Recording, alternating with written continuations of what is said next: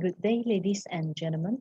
Today we are going to talk about food trend. So as we are going into the year 2022, what do you think will be the next trend? Plant-based meat, mushrooms, alternative formulations like keto konjac meal or functional confectionery.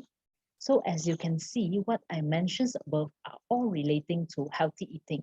So going through this pandemic, people has developed conscious toward health. And of course, at the beginning of this pandemic, you could see all your friends, families, relatives are cooking on social media. They are their own chef. And this is where more awareness is growing because home cook is more clean, healthy, less sugar, less oil, sodium, and also more interest and curiosity to healthy food. So on the list of trends, protein craze has not gone since years back then. Consumer just can't seem to get enough proteins. But what do they actually want? Plant protein, animal protein, or actually it's their hybrid. So to tackle what is the demand, we should first understand what is protein and what are the types of it. So today, I'll be focusing on this first, whey and milk. You might think, aren't they the same? But actually it's not. So before we start, let's get to know milk first because it's both from milk. So milk is a very common food we are drinking since we're very young, but how many of us really know what's inside? Milks are made up of 18% of casein and 20% of whey. They contain of all essential amino acids that we need. And as you can see from this picture, just imagine you took out a yogurt from the fridge. The yogurt curd is the casein, while the watery part that usually lay above is the whey. So now we had know that there's two types of proteins in milk, but what do they really capable of other than making you feel full and provide you amino acids?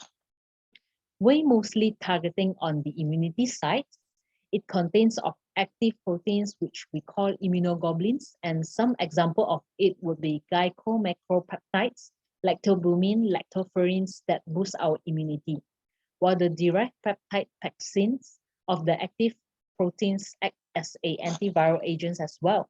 And on the other hand, casein has a wide range of functions, helps in digestion, inhibiting gastric pathogens, and they also involve in AC inhibitions, which relax our blood veins and arteries to lower our blood pressures and prevent heart disease. And not only that, casein is also having these direct proteins which help on antiviral properties. Well, let's get into the topic.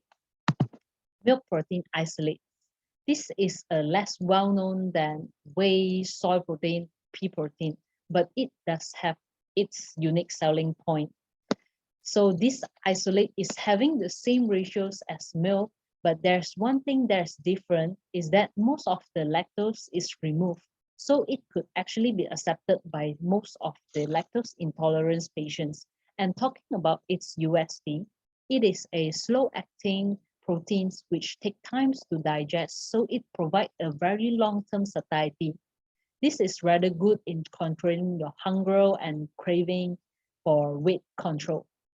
Okay, while whey protein isolates is more commonly known by people, it is directly opposing milk protein isolates and known as a fast-acting protein which also increase on fat oxidations. So what is fat oxidation? It is a process where we break down fatty acids in our body and provide a boost of energy. It is especially useful for bodybuilders and also athletes. So after we understand who would need these proteins, now let us see on its stability and solubility, which is rather important in food formulations. So milk protein is best soluble at pH above 6, while whey protein is having its best solubility at pH below 4.6. But if we are going into a product which is lower acidity, like berry protein drink, which needed a retort heat process, casein is more heat stable than whey and could avoid unnecessary aggregation.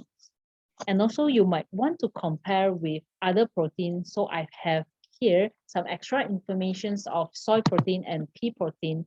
Both of their solubility range are rather the same, but soy protein has better solubility in heat conditions while pea stays the same.